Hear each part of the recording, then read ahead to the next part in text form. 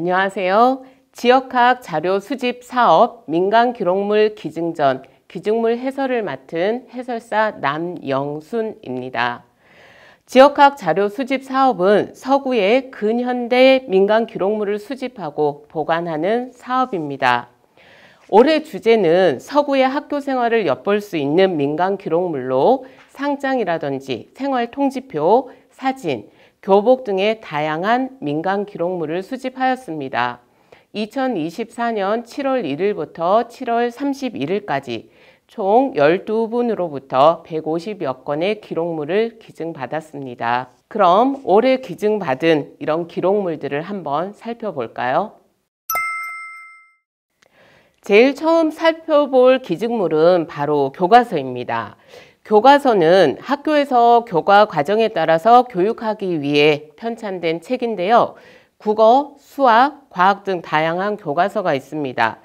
이 교과서는 지금 중국어 교과서인데요. 중학교에서도 이렇게 생활 중국어를 했다라는 걸 알 수가 있고요. 그리고 고등학교 중국어 교과서입니다. 그래서 학교별로는 중국어, 일본어를 제2 외국어로 선택하여 공부할 수 있었습니다.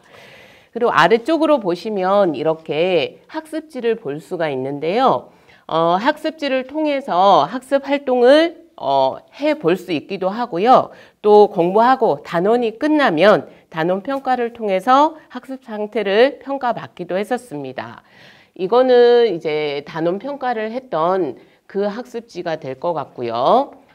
이 학습지는 중국어 활동을 위해서 한자 쓰기 연습을 했던 학습지입니다. 여기에 특이한 학습지가 하나 있는데 자신의 계획을 쓰는 나의 계획, 한 10년, 13년 후의 나의 모습을 그려보는 학습지 활동인데요. 나의 꿈을 적고 구체적으로 자신의 꿈을 어떻게 이뤄나갈지에 대한 것이 적혀 있습니다. 이 학생의 꿈이 이루어졌을지가 너무너무 궁금합니다. 그리고 여기에는 너무 예쁘네요. 그림 일기 스케치북인데요. 학생들의 글쓰기 실력 향상 또 자기 의사 표현 등의 이유로 일기와 글쓰기를 많이 했었는데요. 여기에는 이제 한 초등학생 저학년인 것 같아요. 일기를 썼는데 물고기를 관찰하면서 물고기가 헤엄치는 걸 춤추는 걸로 표현을 하고 있어요. 너무 재밌는 표현 같기도 하고요.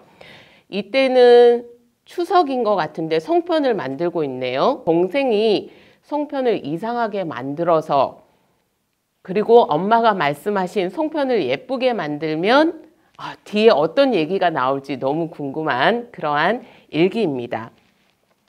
이렇게 저학년들 같은 경우 또는 유치원생들 같은 경우에는 그림 일기를 썼고요. 그리고 고학년일 경우에는 일반 일기장, 줄글로 된 그러한 일기장을 쓰기도 했습니다. 그리고 학급별로는 이렇게 학급 문집을 만들어서 다양한 글쓰기를 진행한 것을 볼 수가 있습니다. 그런데 특이하게 2000년대 초반에 인천 학생들이 사용했던 일기장이 있다고 해요. 그런데 이 일기장이 이번에 기증물로 나오지 않아서 그 부분들이 좀 아쉽습니다. 저희가 기증을 많이 받은 것 중에 하나가 바로 생활통지표인데요. 이 학교 생활통지표는 학생들의 교과학습 상황을 기록하기 위해서 작성된 문서입니다. 교과별로 취득한 점수라든지 또는 학업 성취도 그리고 출결 현황 등이 기재가 되어 있습니다. 저희가 일제강점기에는 우수의 정도를 갑을병종으로 나타냈었는데요. 해방 이후에는 수우미 양가로 표기 방식을 바꾸었습니다. 그런데 여기 통지표를 보면 97년 통지표인데 이렇게 수우미 양가로 표시된 것을 볼 수가 있습니다. 이 통지표는 2009년 통지표이네요. 그런데 여기에는 표기 방식이 좀 바뀌었어요. 이렇게 겹 동그라미를 가지고 우수의 정도를 나타냈고요. 그리고 동그라미 보통일 경우에 세모 표시를 해서 성취도를 나타낸 것을 볼 수가 있습니다. 여기에 또 한 가지 좀 특이한 것은 성취도 평가를 이렇게 과목별로 도달 기준선을 정해놓고 그래프로 나타낸 것을 볼 수가 있겠습니다. 학업별로 우수할 경우에 교과 우수상 그리고 성적 우수상장을 이렇게 수여한 것을 볼 수가 있겠습니다.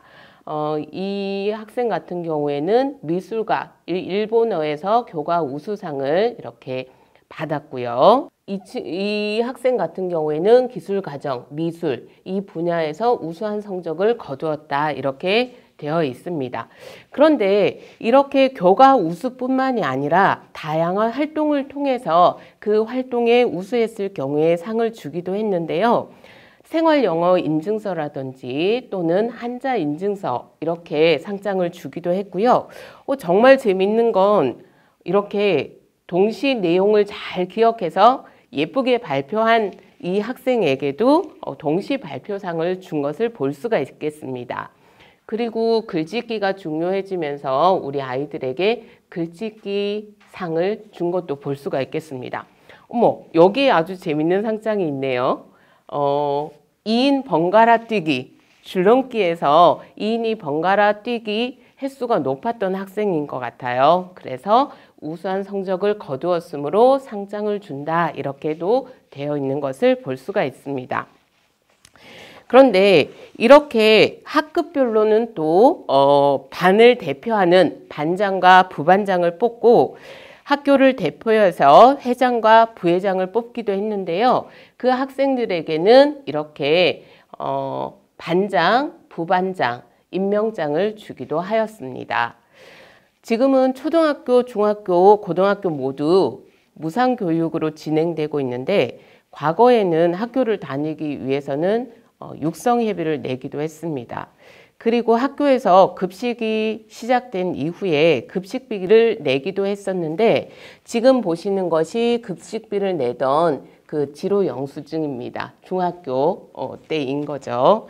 지금은 초등학교, 중학교 무상급식을 실시하고 있죠. 학교에서 활동으로는 입학식이라든지 운동회, 수학여행, 졸업식 등이 있었는데요. 한번 사진으로 만나보시겠습니다. 이 사진은 유치원에서 발표회 하는 사진 같아요. 그리고 영차, 영차 이렇게 줄다리기 하는 아이들의 모습을 볼 수가 있는데요. 저는 올해 4년 만에 처음으로 학교 운동회에 참석을 했었거든요. 서로 자기 편 천군 백군을 응원하기도 하고 자신이 참여했던 종목에 대해서 아주 열심히 하는 모습을 보면서 굉장히 뭉클하기도 했었는데 좀 이러한 그 운동회라든지 이러한 것들이 점점 축소돼서 좀 아쉽다라는 생각이 들기도 했습니다. 여기에는 또 동화 발표회 하는 모습도 보이고 있습니다. 이쪽 사진은 중고등학교 때 사진인 것 같아요. 이렇게 학교 앞에서 교복이라든지 또는 교련복을 입은 사진을 볼 수가 있고요. 이 사진들은 아마 수학여행을 가서 이렇게 단체 사진을 찍고 친구와 함께 사진 찍은 이러한 모습도 볼 수 있습니다. 여기에 멋지게 중학교 교복을 입고 찍은 사진이 있는데 이 사진일 때는 이 기증하신 분이 서구 출생이라고 하셔서 서구의 어떤 지역인 것 같은데 뒤에 논밭이 있는 모습이 보이죠. 지금은 알 수 없는 모습이긴 하지만 여기가 어디쯤이었을까 이런 궁금증을 자아내는 그런 사진이기도 합니다. 출결 현황에 따라 1년마다 졸업대 상장을 수여하기도 했는데요. 일정 기간 동안 하루도 빠짐없이 학교를 다녔을 경우 개근상을 수여했고요. 결석 3일 미만인 경우에는 이렇게 정근상을 수여하기도 했습니다. 졸업 시에는 졸업장을 수여하고 이렇게 졸업장을 같이 주었는데요. 2010년대 여기는 2017년인데 이렇게 2010년대에는 영문으로 된 졸업장을 같이 주는 학교도 있었습니다. 중학생 때부터는 교복을 입고 학교 생활을 했는데요. 동복, 하복으로 나눠서 여름에는 반팔 교복을, 겨울에는 긴팔 교복을 착용했습니다. 여름 하복은 보통 이렇게 반팔을 입었는데요. 학교별로 조금 다를 수는 있지만 이렇게 생활복과 함께 교복을 착용하기도 했고요. 이렇게 셔츠를 입고 가디건이나 또는 조끼를 입어서 그 춘추복을 입기도 했습니다. 동복의 경우에는 이렇게 입고 이렇게 자켓을 하나 걸쳐주면 그것이 이제 동복이 되었던 거죠. 여기 학교 같은 경우에는 여학교지만 이렇게 바지를 입기도 했었습니다. 그리고 체육활동 시에는 이렇게 별도의 또 체육복이 있어서 활동하기 편하게 했던 모습도 볼 수가 있겠습니다. 이렇게 오늘 올해 기증된 서구의 민간 기록물들을 살펴보았는데요. 과거로 가서 학교 생활을 들여다본 느낌 어떠신가요? 학창 시절이 떠올라서 저절로 입가에 미소가 띄어지는 시간이었길 바랍니다.